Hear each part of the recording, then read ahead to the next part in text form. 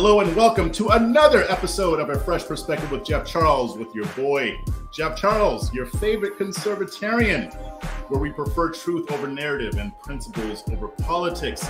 And I've got another fire conversation for you guys today. It's going to be about education again, but I think you're really going to like it. There's a lot going on. This debate is not going away anytime soon, and it probably shouldn't. So before I get into everything, as you know, please be sure to like, share, and subscribe. Like this video, share this video, and please subscribe to my YouTube channel. If you haven't already done it, I don't know what's going on with your life. Hit that subscribe button right now. Hit that notification bell. I'm watching you. I'm watching to see if you're doing it. Yeah, you. Turn around. Hit that button. That way you'll be notified whenever I upload a new interview, which I do every Wednesday and Friday evening at 7 o'clock Eastern. Also, if you want to support my work monetarily, the links are in the show notes. I got the PayPal app, the Venmo app, the CashApp, and all the other apps, and all of that great stuff. So I appreciate it each and every little bit. It helps me to bring you this wonderful content. But without further ado, let me just go ahead and bring on my guest. I have with me the president of Parents Defending Education, Mrs. Nicole Neily. Welcome to the program. Thank you for having me. Awesome. This is going to be good. I've been wanting to have this conversation for a while, but before we get into everything, why don't you tell us a little bit about your organization and what you do? Sure. So Parents Defending Education launched last March, so March 2021. I'm sorry, it's been a long year. And we they kind of just meld together. It's been a bit of a fire hose, yeah. And so we're a national nonprofit organization that wants to give parents both the knowledge and the tools they need to fight back and be better and more articulate defenders of their children and their children's education. There's a lot going on in education right now. And so it's been really interesting to watch the kinds of people that have gotten animated and engaged in education, whereas, a lot of people really kind of didn't think about it. You dropped your kid off at 8 o'clock, you picked your kid up at 3 o'clock. How was school? We had pizza for lunch. Okay, great. And we sort of trusted everything was good. And I think COVID really opened people's eyes to a lot of what was really taking place behind the schoolhouse gates. And parents were justifiably horrified by that. And so we've worked to tell parents what their rights are, what their children's rights are, so they know where the red lines are. So if and when a school crosses those lines, parents know that something has to happen. And we'll work with them. We try to expose a lot of the malfeasance and the bad deeds that are taking place in schools, and then give parents a path forward, because success looks different for everybody. Some people just want an assignment taken out of a classroom. Other people want their superintendent fired. They want a new school board, et cetera. And so we try to work with them to feel empowered and to know that they can make a difference, because there is this tremendous groundswell of parents that are so animated right now. And they're people who have not worked in policy and politics and education. And so we really want to, encourage people to not only get engaged, but stay engaged. But what about the parents who just want to dismantle the entire public school system? We'll work with them too. We'll take all comers. Yeah. I'm mostly joking, but the first year of COVID, we tried to homeschool one of our kids, and that was an utter disaster. So I tip my hat to anybody who was able to do it, because I was an utter failure. Yeah, I mean, it's not easy for everybody, but I mean it's about having the options. But I want to know, because all this stuff exploded over the past couple of years. What actually pushed you to get into the fight? Because not everybody does that. A lot of people will just say, oh, this is horrible what they're doing. They might show up at school board meetings, they might talk to the teachers, but you jumped into this fight here. Like you are on the front lines. What pushed you to do that? Well, so somewhat selfishly, I have small children. I have a 7-year-old and an 8-year-old. So that's one factor. But prior to launching PDE, I actually was working in higher ed. I was running a group called Speech First that sued universities over campus free speech issues. And in the course of working on that over the past couple of years, one thing that really struck me is that a lot of students just don't have a proper grasp of the First Amendment, period. And so, and I think, I credit that to the fact that they never received a proper civics education to start with. If the first time you hear about the First Amendment is, this is why Richard Spencer can come to campus, well, yeah, you're going to hate that amendment. But, if you actually understand, this is how women were able to earn the right to vote. It's how suffragists were able to get their message out. It's how we were able to defeat Jim Crow. Martin Luther King wrote letters from a Birmingham jail because he was under a gag order because his speech was considered offensive and hateful at the time. Suddenly, wow, that's a much more powerful amendment. And so I was really kind of struck by that element of it. But for me, I think like with that as a data point, with hearing from friends who at the beginning of COVID, they'd reach out to my husband and I and say, I don't know how to make my school listen to me. I don't really want the schools to close.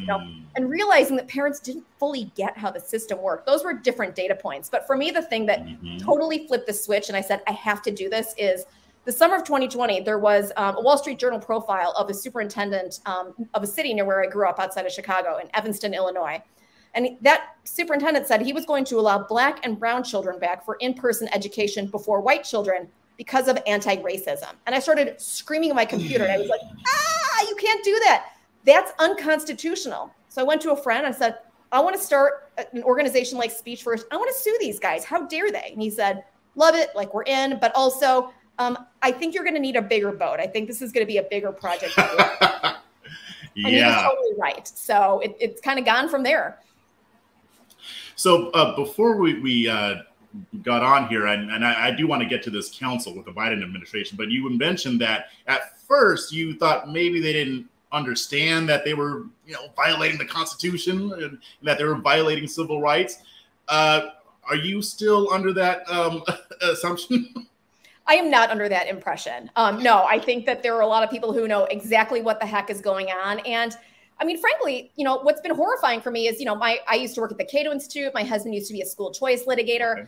Okay. So, I'm very familiar with education policy. And I always knew that the public school system wasn't great, that teachers unions were bad actors, but I didn't expect every single other part of this puzzle to be as captured and as ideologically motivated. I mean, let's think back to last year. Would any of us have assumed or thought that the National School Board Association was working against us, or the Association of Secondary School Principals, or the Superintendent Association, or the math teachers, or the National PTA? I mean, I feel like every day I wake up and I think, what fresh hell is this? Because there's a new bad guy to fight. And there's so much money in this.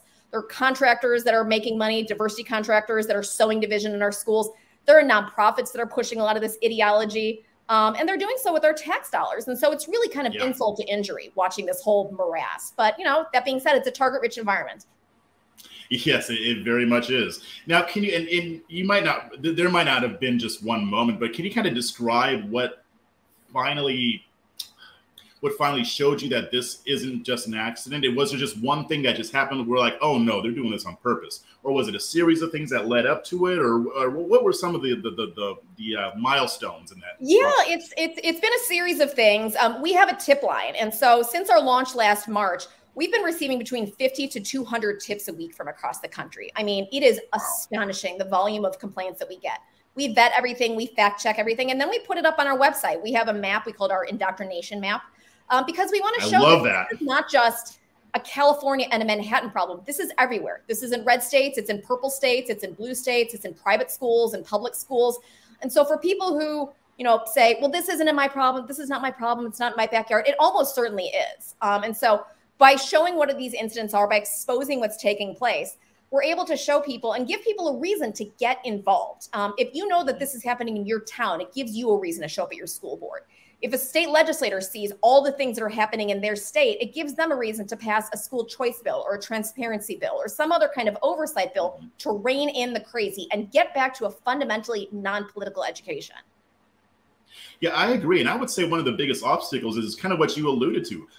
Most people don't know that this is happening, or if they do, they think it's happening somewhere else. Like I actually created a couple spreadsheets, one for critical race theory, one for gender identity, stuff like that. And I just collected every news story I can find. I got some off of your site too. And I put the links to them or the dates and all of that so that people can use that to show people, no, this isn't just a one-off. There are tons of examples here of this happening all across the country. And you're right, it's not just in blue states. You wouldn't believe how much this is happening in Texas. I actually just moved to Florida from Texas, but it's and I even saw the beginnings of it years ago before the whole craze broke out. So I think that to me, and I'd like to hear your reaction to this. I think the biggest obstacle to pushing back against this is just the lack of knowledge or the ignorance, because people don't think about this stuff. They go throughout their normal everyday lives, and they might hear a story or two on Fox News or what have you, but they don't know how deep this runs.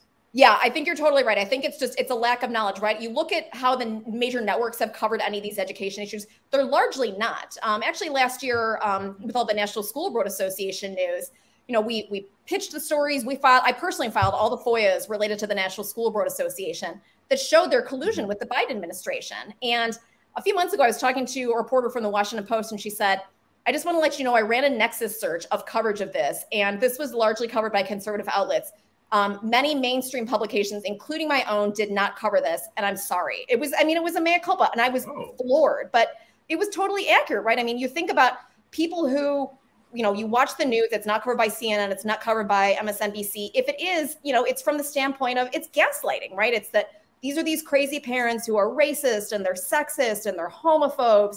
It's not portrayed, parents' concerns are not portrayed straightforward, sympathetically. It's about teaching Black history. They don't want to teach Black history. That's why they're so mad. Exactly. They're homophobic. Yeah. Yeah. And even, frankly, some of the tips we get into about gender ideology and some of the worksheets and the lesson plans, it's so horrifying that people think this has to be the Babylon Bee. This has to be the Onion. This is not real. You're not teaching these things to kindergartners. These are children who still believe in the tooth fairy and Santa Claus. You can't be talking to them about this stuff.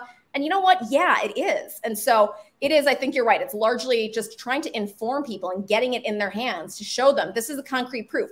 Make up your mind for yourself whether you want your child or your grandchild learning this or not. Yeah, and I think that's what it boils down to. I mean, if it's exposed enough, there's not going to be a whole lot of people that are on board with a lot of this stuff. Right. So I want to get into this council that the Biden administration was talking about a few weeks ago. I remember seeing that happen. And I was talking to my girlfriend about it. And it's like, to a regular person, this seems just fine. I mean, it's the National Parents and Families Engagement Council. There's been a lot of tension between teachers and parents. So what's the issue? So what's the issue here? I mean, shouldn't we want better relations between parents and teachers? We should want it, but we should want them to get information and input from a broad and, population representative sample of the public, not just a group of rubber stamping yes men. When we learned about the council from the same press release, I'm sure that you did. And we thought, started making jokes internally in our team. I guess our invitation got lost to the mail. And then we looked at the composition of the council, and it's groups like the National PTA, LULAC, Mocha Moms. These are all groups that have stood in lockstep with the Biden administration on everything. They opposed the nomination of Justice Kavanaugh. They supported the nomination of Merrick Garland to the Supreme Court.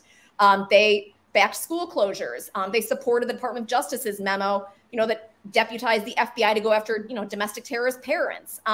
Almost all of the organization's chief executives have donated to Democrats. None of them have donated to Republicans. And so this is not remotely ideologically balanced. But there's also, we sued them under, in partnership with our friends at America First Legal and Fight for Schools, under something called the Federal Advisory Committee Act, because federal advisory committees, there's actually a lot of steps and a lot of disclosure and oversight requirements, because any agency, any body that is giving advice to the federal government, should be responsive and should be accountable. And unfortunately, this council falls well flat, and that's why we decided to sue them. Okay, yeah. So you were suing them because they're violating the Federal Advisory Committee Act. Can you kind of give us the rundown of what that legislation is? Sure. So any advisory committee that the federal government uses has to meet a variety of criteria. The first is there has to be proper notice given. So it has to be notified. There has to be notification put in the Federal Register. There has to be oversight. So congressional committees that might have relevant jurisdiction. So the Senate Health, Education, Labor, Pension Committee, the House Education and Labor Committee, they need to be notified. There needs to be notice. It has to be transparent and open to the public. So as a member of the public, we have to be able to have access to their minutes, things like that. And then also there has to be ideological balance. And on all four of those counts, this council has not met any of those things. We found out about the committee when, through the press release, we had no opportunity to apply for it or otherwise, throw in. And we think that, frankly, they need different perspectives on this. Maybe they should hear from parents who wanted schools open, who didn't like being called domestic terrorists, who maybe have given to a diverse set of candidates personally.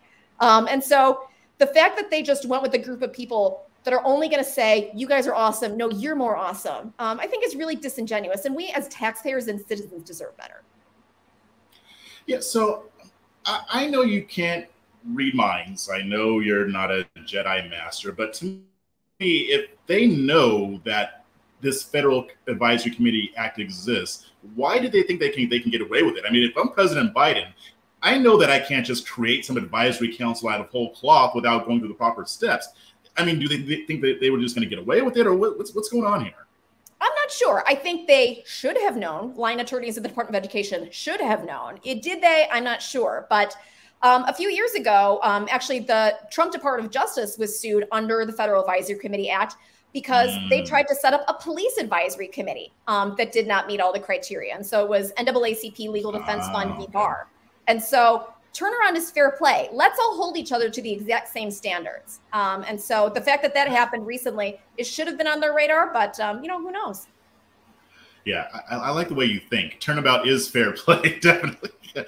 I've been kind of using that phrase on a lot of different areas lately, but that's a whole different thing. Let's just say, we have to be willing to fight more aggressively. And that's why I appreciate what your organization is doing, because I know this is not the only lawsuit. And I like that you're going the legal route, because I think when it comes to defeating this stuff in public schools, legal route is one of the most important routes, as well as others as well.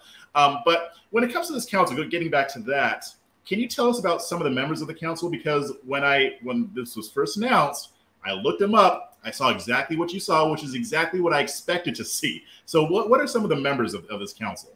Yeah, sure. There's the National PTA, which, again, 2 years ago, I would not have thought that the National PTA was a fully captured entity, but they're bought in on all this gender ideology stuff. One of the worst. They're bought in on the critical race theory things. And, that's, in thinking about the fact that we work with, hundreds of parent groups across the country, I think a lot of parents had this horrifying realization over the past 18 months that groups that we thought represented us and our interests actually don't do so whatsoever. And so I would put the National PTA in that category.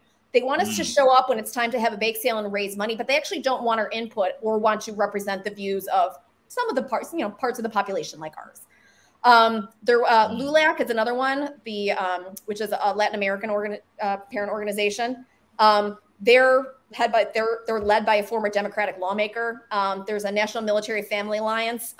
He ended up actually serves in the Biden administration right now, one of their leaders. And so, it's groups like that. It's not, there's not Moms for Liberty. There's not Parents Defending Education. There's not Fight for Schools. Right. There's not, Heritage Action members or anything like that. And so, yeah, it really starts to raise questions about who was invited and why they were invited. Because, would we be at the stunts at the garden party? Yes. Should that role exist? Absolutely. Mm-hmm. So what do you think they're trying to accomplish with this? Like let's say he went through the right steps, the president did. What is the White House trying to accomplish with this council? What do you think they're really trying to do by forming this whole thing? Well, the Biden administration obviously has made a lot of missteps over and over and over again with regards to students and families. Everything, right? And the most probably high profile incident of which was the Department of Justice memo authorizing federal intervention into school board issues, which many parents felt at the time and still continue to believe was intended to chill participation in this process, because it turns out the whole consent of the governed idea in government and local government is a real hassle. This whole accountability and show us how you're spending our money. School board officials and administrators really don't like that kind of oversight. And so could the parents just go away? Just keep your mouth shut. Leave it to the experts. Let us do it. We're the experts. Right. So that's one element of it. Public records requests that have been obtained by Americans for Public Trust have shown that there was really close coordination between teachers unions and the CDC to continue to keep schools closed. And so I think things like that are very, very fresh in parents' minds. And so for us, when we heard about this council, it felt a lot like it was a fig leaf, like, hey, guys, we still care about parents. We want your input, except we only want some people's input. So it was a little disingenuous. And so we decided to call them out for it being just a disingenuous fig leaf. If you actually want to hear from parents, listen to all parents. Don't just listen to the parents who agree with you. Well, and it also doesn't help when you support people who say things like parents should not have a say in how their children are educated. It wasn't just Terry McAuliffe. That's how these people think, that like the far left. I won't say that anybody who votes Democrat thinks this way, but people on the far progressive left, yeah, they think that your kids belong to the state and not to you. They think that's how it should be. So when I saw this counseling, I'm like, okay, you really think you're fooling people? You might be, but I don't know. Like, this is going to get a lot of pushback from organizations like yours and others. I honestly don't think it's going to work, at least in this instance. What do you think? No, we're not going to take it lying down because they don't want our input. And I don't think, even thinking back to Terry McAuliffe, I don't consider what Terry McAuliffe said a gaffe. I think if anything, it's just the mask slipping, right? Yeah. Because there are so many people who do think we know better than you do how to raise your child, how to take care of these things. Just as you said, leave the decisions to the experts. And so many parents around the country have risen up in the past year and said, over my dead body. They're my children. I'm the one who is going to be with them at the end of the day. I'm the one who's going to hold them and comfort them. And it's not going to be you. My kids graduate when they turn 18. The superintendent's not going to be there to pick up the phone and counsel them through some crisis. And so it's up to me. The buck stops with me, and you can't do this anymore. So this issue isn't going away. I mean, I was just at the Faith and Freedom Conference, and President Trump spoke. And one of the things that he said that I really latched onto was the Republican Party, or I'll change it a little bit. The conservative movement has to be the party of parental rights, because nobody else is standing up for that now. I mean, you've got people who are actually seeking to ignore the rights that parents have. So, and in a sense, I think they made a mistake, which is rare. I mean, I don't think that they anticipated that when they locked everything down and sent kids home, that parents are going to be hearing what their teachers are saying. Right. So in that instance, they made a strategic error. I don't think that they expected that. But even with that, they're still pushing it. This whole thing started ages ago. I've talked to other experts on this too. I mean, it started even when I was a kid. That was the beginning, and now we're seeing the manifestation of that. Yeah. So it's pretty well entrenched. How do you see this battle playing out over the next, let's say, 3, 4, 5 years? Yeah, I mean, it's been really interesting to even just to watch the issue areas start to change. It's the fact that last year, almost all the tips we got in were related to race. This year, over half of what we're getting in is about gender ideology. Yes, we see a lot of we see a lot of a push towards social emotional learning. The same people that brought us our children's current mental health crisis from locking the schools down, and then when schools reopen to tell children you're bad because of your skin color and your sex, are now the people who say we need more money to get inside your kid's head to make them be happy again. These are really deeply concerning, but I think at the end of the day, they're not going to back off. They're not going to, just say, okay, sorry, mea culpa, you guys win, they're your kids. The words keep changing. We keep getting gaslit about, well, this isn't taking place. And then when we present with concrete evidence, like you said, with your list, here are 20 examples of critical race theory in Virginia. Here's a bunch of things where you're trying to convert children, and change their gender behind parents' backs and not tell them. We're constantly dismissed. And so I think the battle keeps changing, but the good news is, the cavalry's here and they're not going away. The kinds of parents that have come out of the woodwork to stand up for their children transcend racial lines, transcend political lines. I mean, first-generation Americans, teachers, people who, Democrats who say, I party left me. What the heck is going on? And so it reminds me of the Tea Party, but I think at the same time, it's even more potent than the Tea Party and has greater staying power. Yeah, and I think the reason why is because they're messing with people's kids. People don't play around when it comes to their kids. There's a reason why a majority of Democrats actually supported the language of Florida's Parental Rights and Education bill, because nobody was really going to disagree with that. You shouldn't be instructing kids 7 years old and younger on sexuality, gender identity, all that stuff. Nobody's really going to disagree with that. So I agree. I do think that this battle is going to keep going, but this is one of those cultural battles where I think that the hard left is going to lose as long as we keep the momentum, which brings me to my next question, because that's what I'm worried about. Because, we get into these outrage mobs and the outrage is warranted, but then it'll kind of lose steam. And I'm not saying that's happening here, but I am worried about that happening. How do you think what can people like us be doing to keep that momentum going so that we don't create a situation where all the left has to do is just wait us out? No, it's a fair point. It's something really, honestly, that haunts me. I mean, I was in DC during all the Tea Party stuff, and I saw that fizzle out, and I don't want that to happen with this parent movement. I think it is something that the bad guys are banking on people burning out, right? It's a lot. I mean, we get hate mail, we get death threats. A lot of these parents do, and it's scary, right? Particularly for people who are not hardened political activists to think I just want to live in my community and raise my child. And so I think they're expecting people to start to back out. One thing we have tried to do is to tell success stories as well as, pointing out and highlighting the bad problems that are going on. One person can make a difference and is doing so more often than the mainstream news will ever report. When parents are speaking up at school board meetings, flagging contracts, flagging how districts are spending money, objectionable lessons, districts are backing off. And so that's been really exciting. I mean, one thing with us exposing all these, bad lesson plans and curriculum and crazy teachers over the past year and a half has been, it's been astonishing to find out how many mistakes districts make, and I think the more we can expose and highlight what's going on, I think it starts to change the incentive structure in the school system. If every teacher in this country thinks, is this handout going to end up on Tucker Carlson tonight? It makes them think twice about what they're going to hand out, right? And then if every principal thinks, do I know what all the teachers are doing? Because I'm going to be the one who's called for comment. It forces them to exercise greater oversight about what's taking place in their school building. And the whole way up, right? The superintendents, the school boards. If I don't actually represent the views of my constituents, I'm going to be tossed from office. And so I think that's where we start to change the behavior. And let's also remember, we have seen the public school system hemorrhage students over the past 2 years because people are disgusted, rightly so, at what they've been learning. And, public schools receive money on a per pupil basis. And so they're starting to squeeze the geese that lay the golden egg. And I think that's starting to worry a lot of people too, because, I think it's worth pointing out some of the private schools are also very woke. And so, that's a problem. That's a problem too. But if people are voting with their feet and they're voting with their dollars, I think it's starting to become very clear, what do people want? They want a proper, rigorous education. They want classical values. And I think, the market is working. We're seeing amazing new education opportunities pop up through charter schools in places like Arizona, Texas. And so it's really interesting to watch this whole system change, because I think it really kind of broke people's minds and people realized, hey, this is not the default setting anymore. My children deserve better. I mean, my two kids have very different learning styles. And I think that was just something that people didn't even expect 2 years ago. And so to realize now that there are new customized options, I think it's going to start to really shift this whole landscape before our eyes, which is really exciting.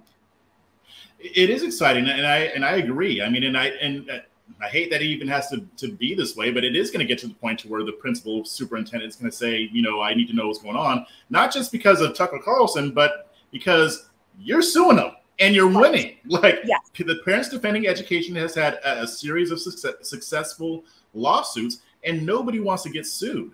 And nobody wants to be responsible for, nobody working for a school district wants to be responsible for having a successful lawsuit launched against them. And I've written about some of those lawsuits too. So that's why I'm glad that you're doing what you're doing, because that we need every avenue that we can get. And I think that's a very powerful way. I mean, if people are going to do what's in their best interest, and it's not in their best, if it's not in their best interest to be teaching this stuff, they'll stop.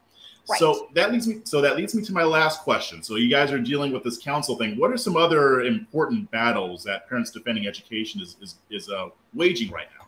Yeah, I mean, I'm working my way through. We hope to have another 2 lawsuits filed before the end of the summer. We're seeing a lot of schools that have gender support plans that are transitioning children's gender behind families' backs, explicitly keeping that information from parents, which is a violation of parents' rights. We're still seeing a lot of districts around the country that have racial segregation policies in place. So they'll call them affinity groups or healing circles, but they're treating students differently on the basis of race. That's a pretty bad look. That's like Brown versus Board of Education territory. We should not be doing that in 2022. And so just, continuing to hold them accountable and point out stuff like this. And as you said, litigate it not only in the court of law, but also in the court of public opinion, because when these cases are filed, when we file OCR complaints with the Department of Education, again, it raises awareness. It forces even some of these biased local news outlets to cover and say, well, this thing happened to a school in our district. And again, it's awareness raising. It's putting it on people's radars. And I think for many people, they think this can't be real. And when they realize it is, then it starts to, they get to make connections. Oh, that's kind of like a handout that I saw 2 weeks ago for my kids' class. Oh, maybe that's illegal too. Because again, I think I'm a child of the 80s. I used to watch the old G.I. Joe cartoons. There was always this at the end. You know what I'm talking about. Oh, here we go. I know exactly where you're going with this. Knowing is half the battle, right? And so if parents know what their rights are, then they know where the lines are. And if they know where the lines are, that if or when a school crosses those lines, they know it's time for something to happen. And we are there to help those people. And if we can't help them, we will plug them in with someone who can, because no parent should have their child's rights violated the way we're seeing schools do it currently. Amen. Well, I'm sure we'll be having more conversations about this as these battles keep going on. So hopefully we can have you back on. But in the meantime, why don't you let everybody know where they can find you? Sure. Our website is defendinged.org. People can join as a member or a membership organization. They can submit tips to us through our tip line. They can submit parent groups if they work with a local parent organization. We don't have chapters, but we encourage people either to find ones in their area or to start their own. And then we're also on the normal social media channels, the Facebook, the Twitter, all that stuff. So look us up there too. Okay, awesome. Well, thanks for joining the program. Great. Thank you for having me.